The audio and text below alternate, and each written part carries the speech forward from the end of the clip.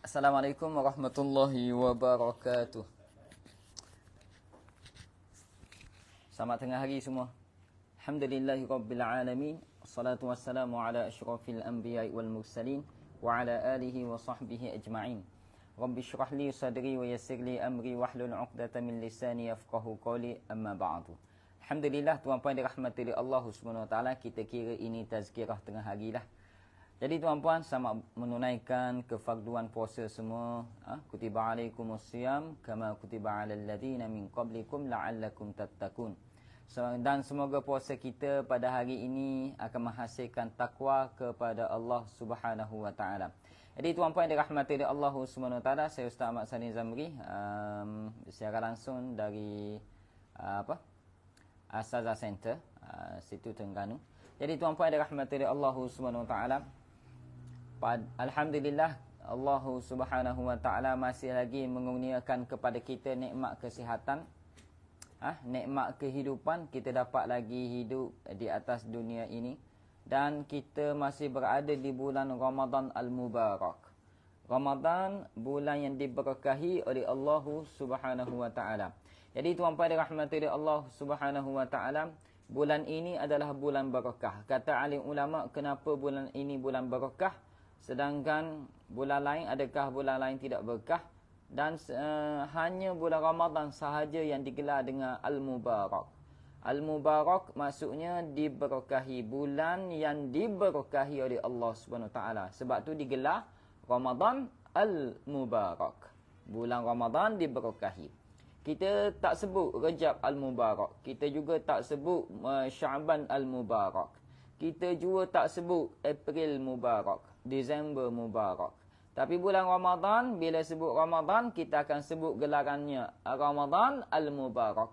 Bulan Ramadan, bulan yang diberkahi oleh Allah. Dan di sini timbul satu persoalan, kenapa bulan Ramadan digelar Al-Mubarak? Iaitu kenapa bulan Ramadan diberkahi oleh Allah. Rasulullah sallallahu alaihi wasallam bersabda dalam hadis, Syahrun Mubarakun, yakni bulan Ramadan adalah bulan yang berkah. Jumhur ulama mengatakan diberkahinya bulan Ramadan ini berkah kerana dua perkara. Yang pertama adalah berkahnya bulan Ramadan kerana adanya peristiwa nuzul Al-Quran. Yakni bulan Ramadan bulan yang mana turunnya Al-Quran. Yang kedua, berkahnya bulan Ramadan adalah kerana adanya malam Lailatul Qadar. Kerana itu berkah bulan Ramadan, tuan-puan. Dua perkara ini, nuzul Al-Quran, Lailatul Qadar. Kerana tuan-puan dirahmati oleh Allah Subhanahu wa taala, Lailatul Qadar hanya ada di bulan Ramadan, dan ianya adalah 10 malam akhir. Dan ada pandangan yang mengatakan seluruh Ramadan itu adanya malam Lailatul Qadar. Tetapi yang masyhur, mutawatir adalah 10 malam terakhir, dan lebih lagi, kita pergi perinci lagi, adalah malam ganjil, kata Nabi sallallahu alaihi wasallam. Jadi tuan-puan dirahmati oleh Allah Subhanahu wa taala, maka bulan Ramadan ini bulan yang penuh berkah. Tetapi adakah kita ni berkah duduk dalam bulan Ramadan? Adakah orang yang berada dalam bulan Ramadan diberkahi juga? Belum tentu. Kerana tuan-puan, kita nak berkah di bulan Ramadan, maka kena tahu Ramadan itu berkah sebab apa? Kerana nuzul Al-Quran dan Lailatul Qadar. Oleh kerana itu, kita nak dapat keberkahan. Berkah ni adalah apa? Ziyadatul khair, iaitu bertambah kebaikan. Bertambah kebaikan dari segi amalan, dari segi pemikiran, dari segi rasa dalam ibadah, dari segi pembelajaran dan sebagainya. Oleh kerana itu, tuan-puan dirahmati oleh Allah Subhanahu wa taala, di bulan yang berkah ini kita lakukan amalan yang mungkin insya-Allah diberkahi oleh Allah di dalam bulan Ramadan, kerana bulan Ramadan itu berkah kerana dua perkara ini, nuzul Al-Quran dan Lailatul Qadar. Maka di bulan Ramadan kita banyak akan membaca Al-Quran. Hari ini tuan-puan, malam ni tutup imam tarawih akan baca kunut. Bukan baca kunut, tidak, doa kunut lah. Allahumma hdina fiman hadait wa afina fiman afait, sampai habis. Di dalam witir yang terakhir. So, bila baca kunut ni tuan-tuan, kita sedang menghampiri penamat Ramadan. Kita sedang menghampiri 10 malam akhir. Maknanya, tuan-tuan dirahmati oleh Allah Subhanahu Wa Taala, maksudnya apa? Kita dah tak lama lagi Ramadan akan berakhir. Oleh kerana itu, tuan-tuan, kita perlu bermuhasabah, tanya diri kita, juzuk mana dah kita duduk. Sekarang, pembacaan Al-Quran kita di bulan Ramadan, juzuk ke berapa dah? Juzuk ke berapa sekarang? Mungkin ada yang tak ada juzuk pun lagi. Mungkin baru 1 juzuk. Mungkin baru 2 juzuk. Mungkin ada yang setengah Al-Quran dah. Mungkin ada 15 juzuk dah. Dan mungkin ada di kalangan kita yang dah khatam dah. Sedangkan Al-Quran ini diturunkan di dalam bulan Ramadan. Nuzul Al-Quran kan? Ada 2 peringkat nuzul Al-Quran. Penurunan Al-Quran. Nuzul tu penurunan Al-Quran. Al-Quran, kitab Al-Quran. Jadi penurunan Al-Quran ini di dalam bulan Ramadan. Syahrul Ramadan alladhi unzila fihi al-Quran. Bulan Ramadan padanya diturunkan Al-Quran. Bulan Ramadan padanya diturunkan Al-Quran. Oleh kerana itu tuan-puan, sebab itu di negara kita, Malaysia khususnya, kita akan cuti pada 17 Ramadan. Jatuh pada hari Sabtu ini sempena peristiwa nuzul Al-Quran. 17 Ramadan. Hari Sabtu, memang cuti pun hari Sabtu. Tapi kalau di negeri Terengganu, akan forward cuti tu pada hari Ahad. So, Terengganu mungkin Kelantan juga akan cuti pada hari Ahad. Mungkin Johor juga. Tuan-tuan yang dirahmati oleh Allah SWT. Adakah cuti nuzul Al-Quran kita baca Al-Quran? Dan kebanyakan masjid akan buat nama, yakni majlis khatam Al-Quran. Adakah benar-benar khatam masjid tersebut? Kita tanya. Majlis buat khatam Al-Quran, akan tetapi orang yang berada dalam majlis khatam Al-Quran tidak semestinya sudah khatam Al-Quran. Oleh kerana itulah, tuan-tuan dirahmati oleh Allah Subhanahu Wa Taala, kita perlu banyakkan baca Al-Quran. 17 Ramadan, peristiwa sejarah nuzul Al-Quran. Turunnya Al-Quran ada 2 peringkat, tuan-tuan. Peringkat yang pertama daripada Luh Mahfuz ke Baitul Izzah. Peringkat yang pertama daripada Luh Mahfuz ke Baitul Izzah. Peringkat yang pertama. Luh Mahfuz ke Baitul Izzah. Turun 30 juzuk lah. Semua sekali ayat Quran turun. Kalamullah. Peringkat yang kedua, nuzul Al-Quran ini dia turun daripada Baitul Izzah. Baitul Izzah ni langit dunia. Malaikat Jibril ambil Al-Quran tersebut, ayat-ayat tersebut, bawa turun kepada Nabi Muhammad sallallahu alaihi wasallam mengikut masa keadaan waktu tertentu. Selama 23 tahun daripada Baitul Izzah, langit dunia, turun wahyu ni, Al-Quran kalamullah dibawa turun oleh siapa? Malaikat Jibril kepada Nabi Muhammad selama 23 tahun. 13 tahun 10 tahun di Mekah, 13 tahun di Madinah, betul ke terbalik? Tak ingatlah. Baik, tuan-tuan rahmatina Allah, ala kulli hal 23 tahun. Oleh kerana itu tuan-puan, 23 tahun berangsurnya turun Al-Quran secara berangsur kepada Nabi Muhammad sallallahu alaihi wasallam sampai kepada kita hari ini 30 juzuk Al-Quran lengkap. Tuan-puan, maka seafdal malaikat adalah malaikat Jibril. Kerana apa? Kerana dia yang membawa wahyu Allah, termasuk Al-Quran turun kepada Nabi Muhammad. Dan turunnya Al-Quran pada malam Jumaat, maka iaitu hari Jumaat menjadi penghulu segala hari disebabkan berkah Al-Quran. Kalamullah. Dan tuan pada rahmati Allah, turunnya Al-Quran kepada Nabi Muhammad, maka menjadi Nabi Muhammad penghulu segala Nabi dan Rasul. Hebat. Tuhan pada rahmati Allah SWT, Al-Quran ini turun kepada umat Nabi Muhammad, disampaikan kepada umat Nabi Muhammad seluruhnya. Maka jadilah umat Nabi Muhammad umat yang terbaik. Kuntum khaira ummatin ukhrijat linnas ta'muruna bil ma'ruf wa tanhauna 'anil munkar. Tuan-tuan yang dirahmati Allah Subhanahu wa taala.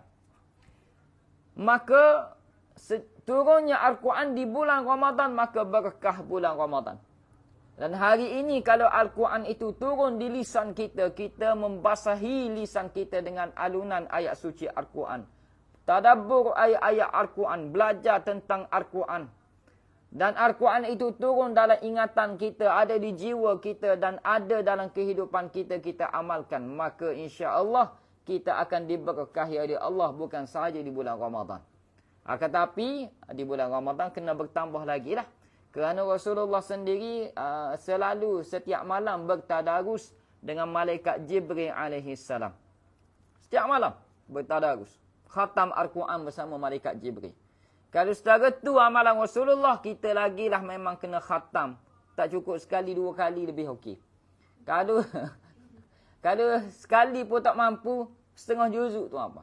Setengah juzuk tak mampu, surah Al-Baqarah dan Ali Imran. Tak mampu lagi, surah Al-Baqarah. Tak mampu lagi, tuan-puan, Ad-Duha An-Nas. Tak mampu lagi, tuan-puan, 3 ku. Tak mampu lagi, tunggu mati, tuan-puan.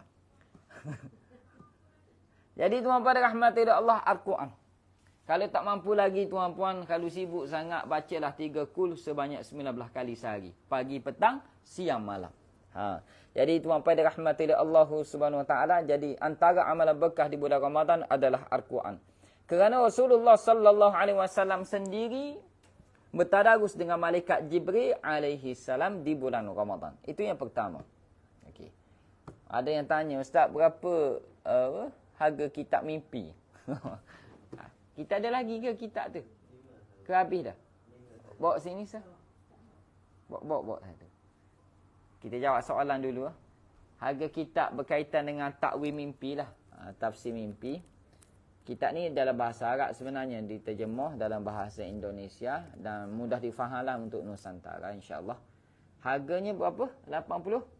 RM 89, muka surat 440 muka surat. RM89. Mahal Ustaz? Ya, sebab kitab ni naik flight. Tu mahal tu. Okey. Okey tuan-puan. Kitab ni tuan-puan 89. Ada satu lagi kitab tentang masalah-masalah dalam ruqyah. RM69. Muka surat 244. Muka surat. Ini 69. Okey. Yang ni 89. Tentang mimpi. Yang ni ada 3 unit lagi. Yang ni 3 unit lagi. Yang ni ada 15 unit lagi. Siapa-siapa yang beli kitab ni tuan-tuan boleh figih lah. Boleh pilih antara nak figih yang ni. Nak figih yang ni. Ataupun yang ni. Okay, boleh pilih lah nanti. Baik tuan-tuan, saya nak sambung tentang Ramadan. Nanti kalau ada soalan tuan-tuan boleh type di ruangan komen. Nanti saya akan jawab lah.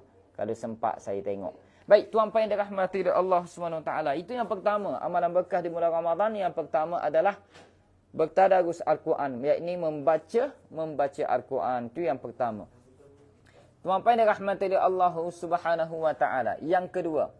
Di bulan Ramadan ini, tuan-puan, adalah bulan keampunan. Bulan Allah SWT ingin mengampunkan dosa-dosa kita semuanya bagi orang yang memohon ampun. Kerana kata Nabi SAW, man qama Ramadan, ataupun riwayat lain, man shoma Ramadan, imanan wahtisaban, ghufira lahu ma taqaddama min dhanbih. Siapa-siapa yang membenarkan mendirikan Ramadan dengan amalan ibadah menghidupkan bulan Ramadan. Siapa-siapa yang berpuasa di bulan Ramadan, iaitu dengan imanan wahtisaban, dengan penuh keimanan, wahtisaban dan mengharap ganjaran daripada Allah SWT, pahala daripada Allah SWT, redha Allah SWT, ghufira lahu ma taqaddama min dhanbih, diampunkan dosa-dosanya yang telah lalu. Allahu Rabbi. Ini jaminan daripada Nabi sallallahu alaihi wasallam, wa ma yantiqu 'anil hawa in huwa illa wahyun yuha. Tuan pada rahmati Allah Subhanahu wa taala, oleh kerana itulah di bulan Ramadan kita banyakkan mohon ampun kepada Allah Subhanahu wa taala. Ramadan bulan maghfirah, bulan keampunan Allah Subhanahu wa taala. Ditutup pintu neraka, dibuka pintu syurga. Oleh kerana itu tuan-tuan, saya ajarkan satu zikir Ramadan. Zikir Ramadan ini selalu diamalkan oleh alim ulama dan dibawa kepada kita. Zikirnya berbunyi, tuan-tuan banyakkan zikir ini. Banyakkan zikir ini di bulan Ramadan. Dia 4 fatah semua tuan-tuan. Yang pertama, Asyhadu an la ilaha illallah, astaghfirullah, as'alukal jannah, wa a'udzu bika minan nar. Itu zikir bulan Ramadan. Diulang sebanyak 3 kali lah setiap kali baca. Asyhadu an la ilaha illallah. Astaghfirullah. As'alukal jannah. Wa a'udzu bika minan nar. Asyhadu an la ilaha illallah. Astaghfirullah. As'alukal jannah. Wa a'udzu bika minan nar. Ulang 3 kali, kemudian tutup dengan doa ini. Allahumma innaka afuwun tuhibbul afwa fa'fu anni. Untuk seorang. Fa'fu anna untuk ramai. Ulang 3 kali. Allahumma innaka afuwun tuhibbul afwa fa'fu anni. Allahumma innaka afuwun tuhibbul afwa fa'fu anni. Ya Karim. Itu antara zikir istighfar di bulan Ramadan. Banyakkan zikir ini di bulan Ramadan al-Mubarak. Jadi tuan-tuan dirahmati oleh Allah Subhanahu wa taala. Oleh kerana itu tuan-tuan, yang pertama tadi, amalan yang pertama adalah banyakkan membaca Al-Quran, belajar tentang Al-Quran. Yang kedua, benda, istighfar kepada Allah Subhanahu wa taala. Yang ketiga tuan-tuan, antara amalan yang tuan-tuan perlu perbanyakkan adalah berdoa kepada Allah. Doa pada Allah. Pertama, tadarus Al-Quran. Kerana berkah bulan Ramadan duduk pada Al-Quran. Nuzulul Quran. Syahrul Ramadan allazi unzila fihil Quran. Inna anzalnahu fi lailatul qadr. Jadi yang pertama baca Al-Quran, yang kedua adalah istighfar kepada Allah Subhanahu Wa Taala. Yang ketiga, banyakkan berdoa kepada Allah. Kata Nabi sallallahu alaihi wasallam, salah satu la turaddu da'watuhum. Ada 3 doa tidak akan ditolak oleh Allah. Masa mana pun dia berdoa tidak akan ditolak oleh Allah SWT. 3 ni, 3 golongan ni. Yang pertama, as-saim hatta yuftira, kata Nabi. Yang pertama adalah orang yang berpuasa sehingga dia berbuka. Sekarang kita lah, kita yang sedang berpuasa. Kecuali wanita yang uzur tak puasa. Okay? Kita ni yang sedang berpuasa. Termasuk dalam hadis Nabi ini. As-saim hatta yuftira, yang pertama. Iaitu orang yang berpuasa sehingga dia berbuka. Saat dia berpuasa ini, doanya mustajab. Tidak akan ditolak oleh Allah SWT. Tidak akan ditolak. Oleh kerana itu, tuan-tuan banyak akan berdoa pada Allah. Doa minta ampun. Doa dipermudahkan urusan. Doa untuk dapat taufik hidayah. Doa semoga Allah SWT terima amalan-amalan kita. Matikan kita dalam husnul khatimah. Memberkahi rezeki kita. Bukan saja halal, tapi nak berkat tu. Okay. Jadi tuan-tuan dirahmati oleh Allah SWT, itu golongan pertama tidak akan ditolak doa oleh Allah. As-saim hatta yuftira. Orang yang berpuasa sehingga dia berbuka. Yang kedua, wal imamul adil, pemimpin yang adil. Ini payah nak dapat ni, pemimpin yang adil zaman sekarang ni. Jadi tuan-tuan, antara pemimpin yang adil, mungkin tuan-tuan boleh minta doa daripada mak ayah. Ayah ni pemimpin keluarga kan. Boleh minta doa dengan dia. Dahlah dia mak ayah kita, dia pemimpin keluarga kita lagi. Yang sudah tidak ada mak ayah, abang, kakak ada. Abang tu. Terutama abang sulung. Tu.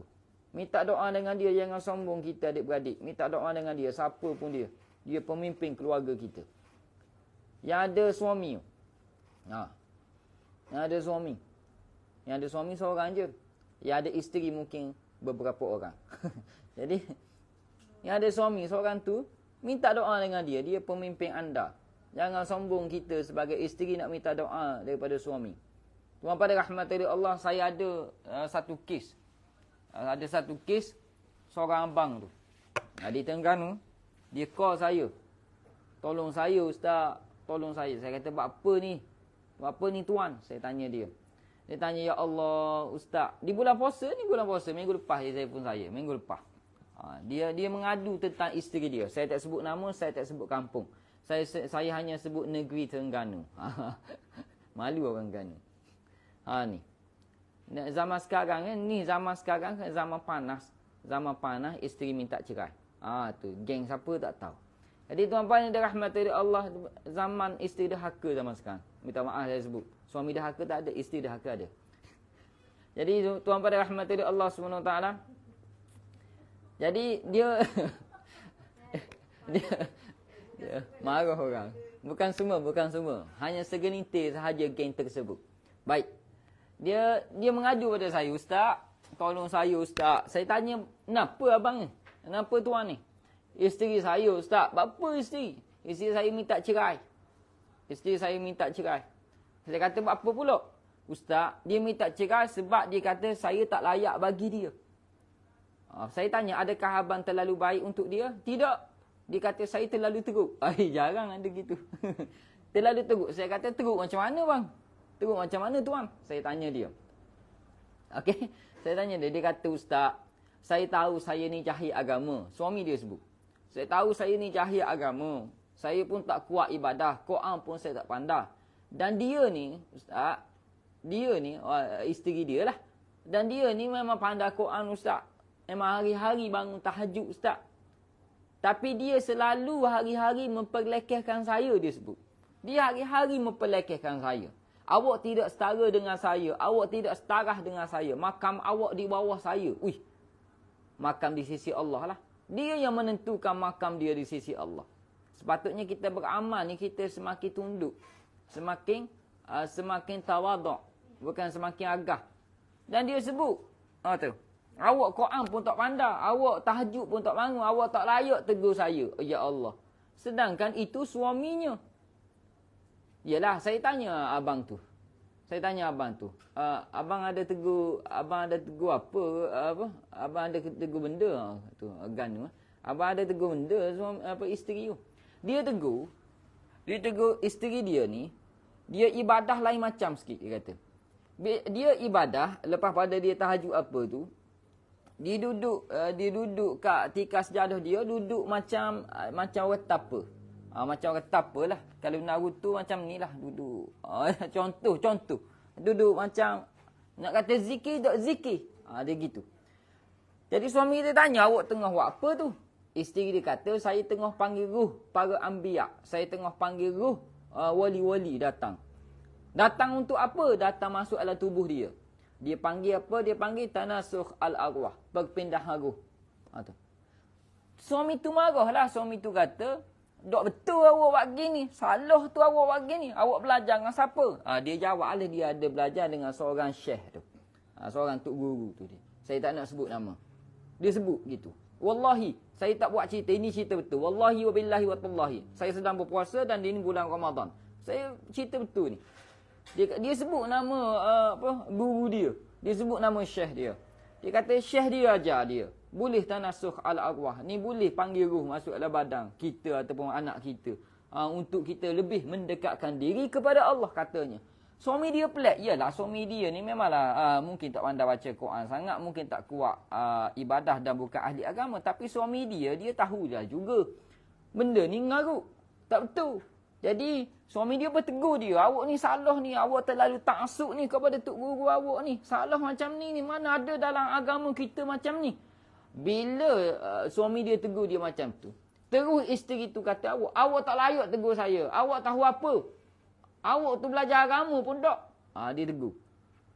Tu. Sehingga tuan-puan, si suami ni terpaksa rujuk pejabat agama. Dan pejabat agama dah bagi nasihat tapi tak pakai apa.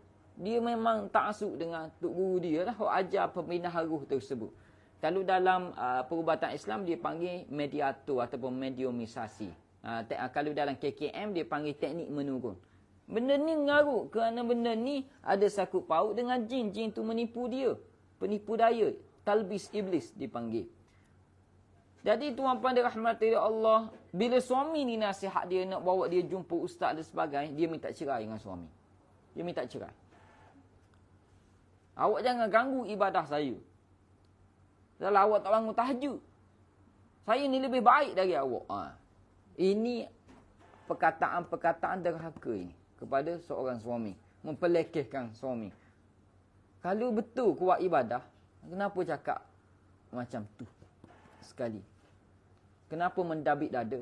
Bahkan terbukti panggil ruh ni masuk dalam badan dia. Panggil ruh wali. Siapa dia nak panggil ruh wali? Siapa dia nak panggil ruh anbiya? Allahu Rabbi. Dan dalam akidah Ahlussunnah wal Jamaah ini adalah bercanggah. So, tuan-puan dirahmati Allah, di bulan Ramadan, dia bangun tahajud, dia berpuasa akhir sekali, amalan dia sesat. Salah. Bahkan dia derhaka pada suami dia. Suami sakit hati. Dia sedang berpuasa dalam masa yang sama. Suami sakit hati pada dia. Apa hukumnya? Saya tak nak sebut lah. Apa akibatnya? Saya tak nak sebut juga. Apakah amalan tersebut akan diterima oleh Allah SWT. Jadi tuan-tuan yang dirahmati oleh Allah, nak lagi di musim sekarang ni, musim panas. Suami isteri. Musim orang buat berpuasa. Tapi berita-berita naik tentang perceraian, fasakh dan sebagainya. Jadi tuan pada rahmatullah, kita jangan ikutlah kehidupan macam tu. Pada suami tu, abang tu, saya harap bersabar dan teruskan berdoa. Dan kalau boleh, pilihlah orang-orang yang dia rasa segan dan apa untuk nasihat kepada dia. Kalau minta dia cari ustaz-ustaz lain juga untuk ikut. Tuk-tuk guru lain juga untuk ikut. Untuk belajar secara berkitab. Bukan belajar secara media massa sahaja, FB sahaja, YouTube sahaja. Okey? Oleh kerana itu, tuan-tuan yang dirahmati oleh Allah SWT. Kerana itu, banyakkan berdoa lah. Nombor 3 ni banyak berdoa. So, kita dah nasihat dia, tak jadi apa.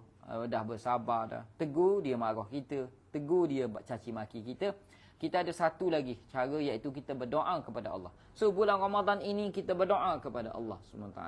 Seorang suami pemimpin kepada isterinya, keluarganya, maka berdoa. Kamu ada 2 kelebihan. Nabi sebut 3 golongan tidak akan ditolak doanya oleh Allah. Pertama, as-saim hatta yaftira. Orang yang berpuasa sehingga dia berbuka. Yang kedua, wal imamul adil. Pemimpin yang adil, termasuk suami tadi.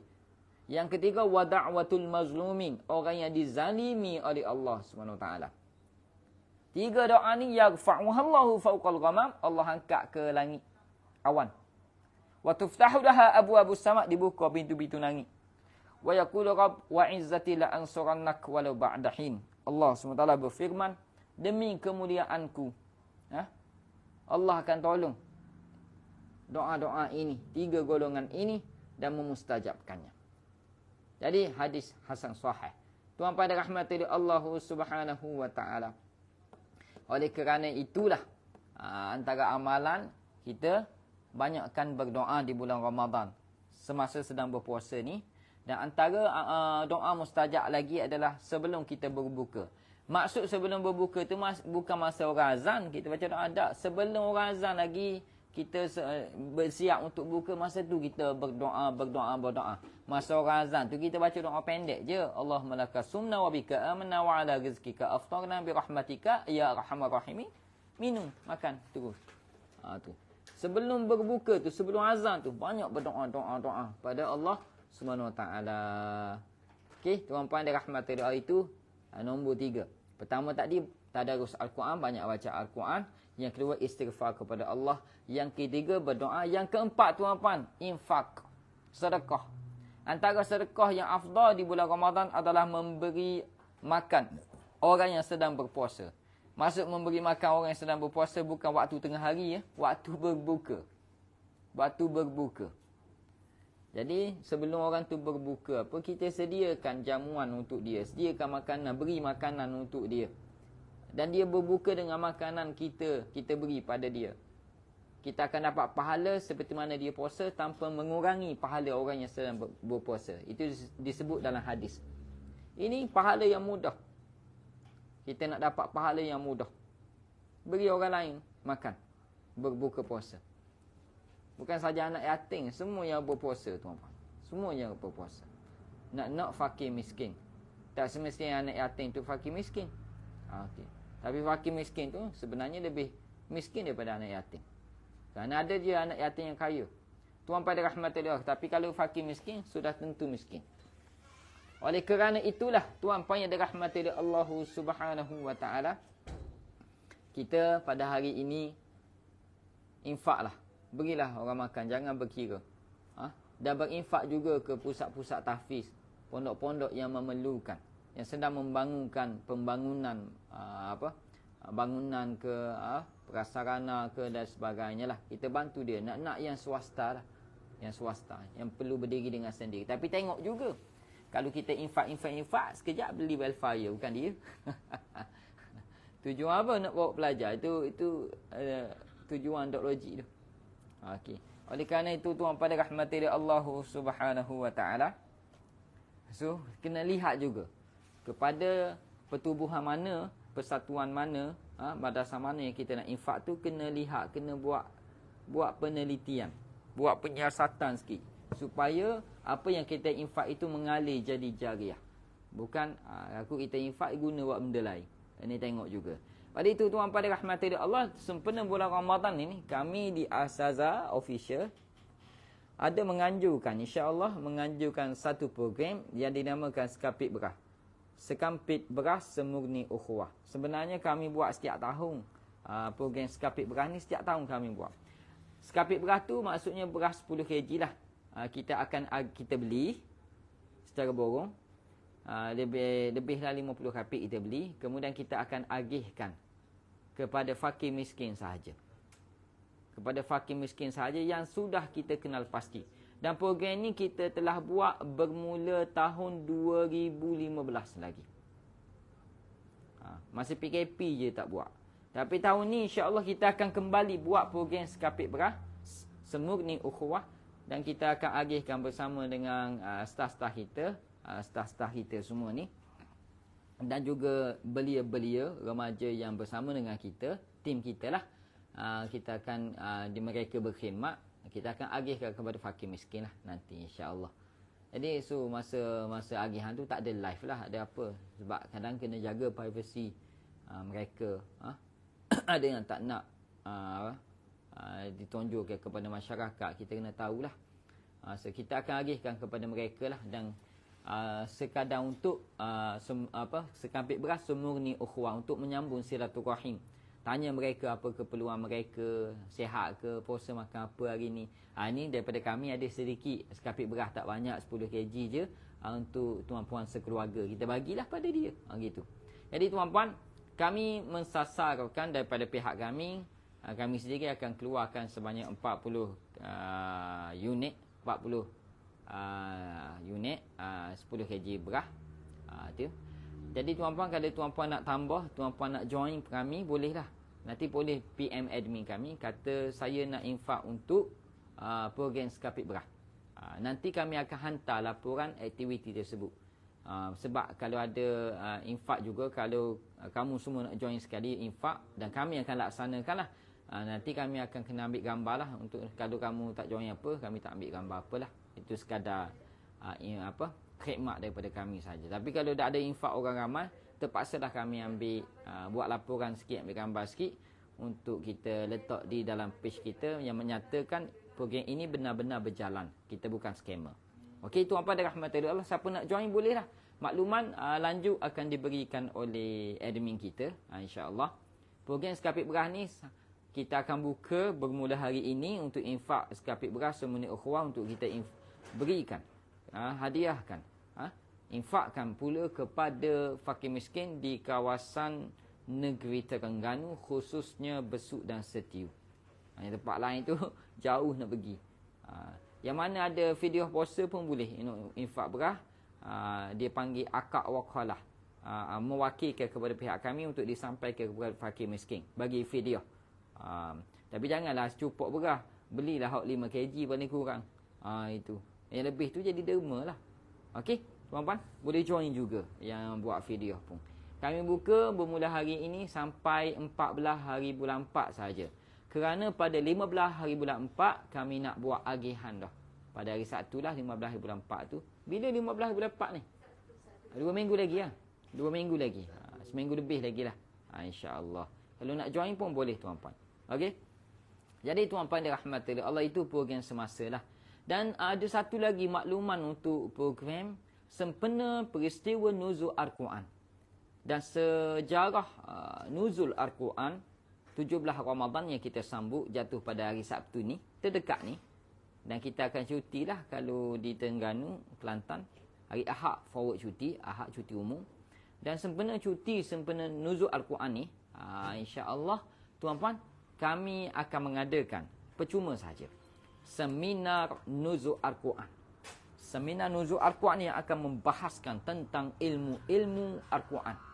Seperti ilmu qiraat, ilmu resam penulisan Al-Quran, ilmu mashaf bagaimana Al-Quran dibukukan, ilmu dhabtul Quran bagaimana tanda-tanda dalam Al-Quran ni, penanda-penanda Al-Quran, bagi bawah, bagi atas, dua bagi bawah, bagi atas depan, tanda panjang, tanda macam-macam lagi lah dalam Al-Quran, tanda wakah tu dibuat oleh ahli ulama. Kenapa dibuat macam tu? Untuk apa? Apakah maksudnya? Bila temu macam ni, simbol ni nak baca macam mana, kita akan ajar. Dan antaranya ilmu lagi tajwid. Kita akan bahaskan tentang tajwid. Dan bacaan tahsin Al-Quran bertajwid, kita akan baca beramai-ramai, bukan baca seorang-seorang, beramai-ramai. Dan akhir program kita akan bagi sanad ijazah, pengamalan ayat-ayat Al-Quran yang tuan-puan akan baca, ikut saya baca nanti, dan kita akan betulkan tajwid. InsyaAllah akan diadakan pada hari Ahad terdekat ini di Dewan Masjid Bandar Permaisuri, bermula pukul 10 suku. 10 suku pagi sehingga 12.45 tengah hari. 10 suku tu pendaftaran, 10.30 kita mula sampai 12.45 tengah hari. 2 jam lebih je bersama saya. So, siapa-siapa nak join, nanti PM admin nak join. Sebab kita terhad hanya untuk 100 penyertaan sahaja. Terhad untuk 100 penyertaan sahaja. Terhad untuk 100 penyertaan sahaja. Terhad untuk 100 penyertaan sahaja. Siapa cepat dia dapatlah. Penyertaan percuma sahaja. Datang bawa nota sahaja. Slide disediakan. InsyaAllah kita akan berkongsi sama-sama sempena nuzul Al-Quran, kita baca Al-Quran. InsyaAllah boleh join lah nanti yang mana berdekatan. Yang jauh nak datang pun tak ada masalah. Dijemput. Okey tuan-tuan, itu antara program Asazah Official sempena Ramadan.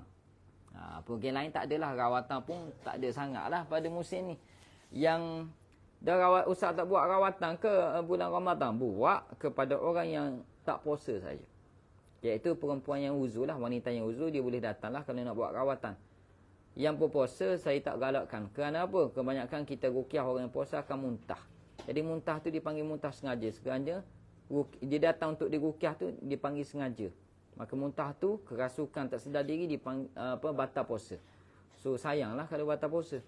Jadi kita buka rawatan ni kepada yang tak puasa sahaja. Jangan semata-mata nak datang rawatan anda berbuka, jangan. Tu yang tak boleh puasa lah. Itu. Di program lagi tak ada lah tuan-tuan. Program yang akan datang adalah kita akan cabut ni lah. Hadiah-hadiah ni. Bagi setiap pembelian RM50 ke atas akan ada satu cabutan nama. Bagi setiap pembelian RM50. Kalau 100, 2 cabutan. 150, 3 cabutan nama. 3 nama tak? Dan ini antara hadiahnya. Hadiah pertama adalah kita akan cabut pada 15/4 kan? 15/4 pada malam 16 lah. Tu. Kita akan cabut. Yang pertama adalah hadiah Smart TV tuan-tuan. Smart TV. Smart TV yang bernilai lebih kurang 1,000 lah harganya. Lebih kurang. Smart TV. Hadiah yang kedua tuan-tuan, satu set telekon Siti Khadijah. Ini dia. Jatuh dah. Satu set kain telekon Siti Khadijah. Mahal ni harga dia. Mahal. Tu. Lebih kurang RM300 lah harga dia. Satu set telekon Siti Khadijah. Siapa yang pernah beli dia tahulah. Dan yang hadiah yang tempat ketiga, ini apa dia panggil ni? Oven. Ni lebih besar daripada ni sebab ni lebih murah daripada ni. Kain telekon Siti Khadijah lebih mahal. Jadi tuan-tuan, yang mana nak join peraduan ni, cabutan bertuah ni, bolehlah masih lagi boleh ada peluang untuk buat pembelian produk-produk Asazah Official bernilai RM50 ke atas lah. Akan ada cabutan nama. Tuan-puan boleh pilih lah nak yang mana. Yang paling popular di Asazah Official adalah Kasturi Kijang. Kasturi Kijang. Okey. Kasturi Kijang 5 ml, RN RM25 sahaja. Cantik ya. Kotak yang cantik dan botolnya cantik besar. 5 ml ni guna 2 bulan tak habis lagi. Okey. Yang kedua tuan-puan, produk yang dipanggil top lah di Asazah ni. Pertama ni, yang kedua iaitu Balm Bidara. Balm Bidara ni harganya RN RM20. Betul 20 gram, betul okey. RM20, 20 gram. Boleh disapu boleh dibawa juga untuk tarawih. Penat-penat boleh sapu sini, boleh sapu di sini. Boleh sapu di sendi-sendi kalau penat. Boleh. Gatal pun boleh guna, lebam pun boleh guna. Batuk pun boleh sapu di sini. Lega insya-Allah. Ini. Dan ada untuk sakit gangguan jin pun rasa mencocok dan sebagainya, boleh guna juga. Balm Bidara RN RM20 sahaja. Dan antara 3 yang teratas lah di bulan ini, antaranya adalah kurma ajwa aliyah. Kurma ajwa aliyah ni kurma yang terbaik di dunia. Kurma yang didoakan oleh Nabi SAW, kebunnya. Hanya ada di Madinah sahaja. Berdekatan dengan daerah An-Najd. Okey. Yang ni RM RM19 lah. Okey. Okey tuan-tuan. Lazat, enak dan ranuk. InsyaAllah. Baik tuan-tuan pada rahmat dari Allah SWT. InsyaAllah dah nak masuk Zuhur. Kita berhenti dulu. Berjumpa lagi live yang akan datang insyaAllah. Kalau saya free, saya buat live pula petang ini. Berkongsi tentang kelebihan kurma ajwa. Saya akan berkongsi kenapa kurma ajwa aliyah ni terbaik. Saya akan kongsikan. Dan apa kata Nabi tentang kurma ini. InsyaAllah.